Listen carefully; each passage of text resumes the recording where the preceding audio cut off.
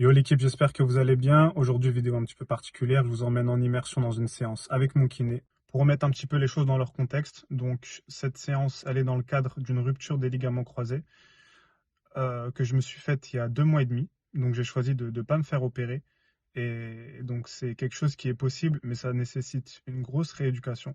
Aujourd'hui, ça va beaucoup mieux, je suis dans la dernière phase de la rééducation. Et donc je vous laisse visionner tout ça. Progressivement sur la descente et on peut remonter de manière plus dynamique.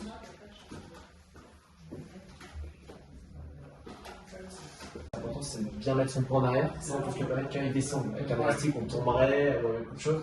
Donc si vous mettez le poids en arrière, ça permet d'augmenter le bras de levier sur le tendon quadricipital et donc de faire bosser plus.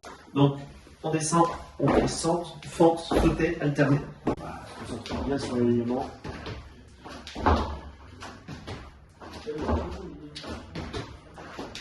Sur le de l'arrière, on surcharge l'avant, et là on va chercher plus d'amplitude à droite à gauche et sans compter.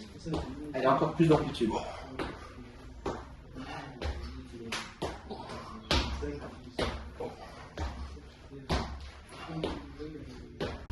Et t'assurer que ça va bien en faire même temps. Du coup, c'est quoi l'intérêt pour nous de travailler sur les deux jambes et pas que sur la jambe blessée?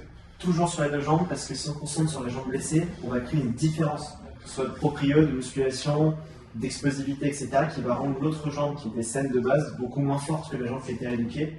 Et donc les différentes études montrent que si on travaille qu'une jambe, vous avez 3 chances sur 4 de vous reblesser à l'autre jambe la prochaine fois qu'il y a une blessure. Du coup, l'objectif de cet exercice, C'est renforcement du stabilisateur de hanche. C'est hyper important, le stabilisateur de hanche, il y en a deux principaux. Un ici, il y en a un qui descend. Et s'ils sont pas assez renforcés, c'est là où le genou va rentrer.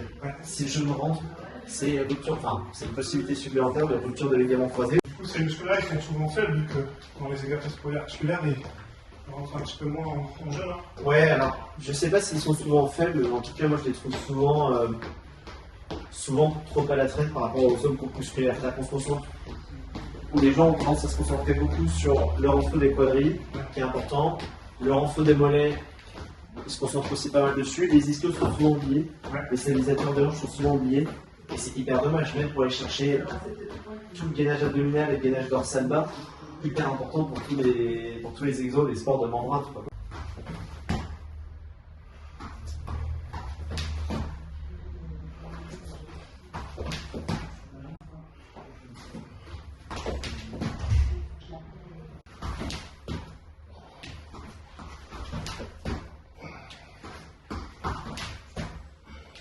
Genou bien dans l'axe, on se stabilise.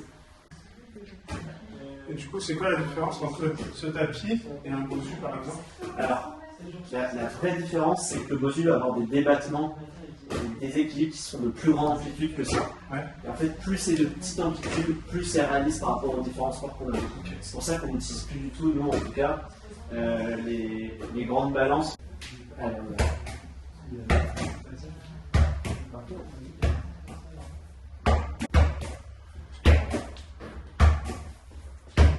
Ça va?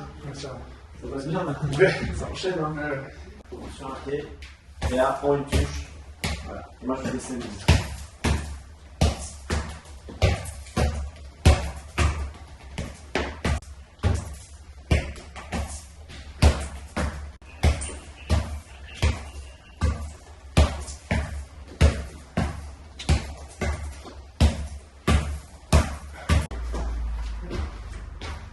Voilà.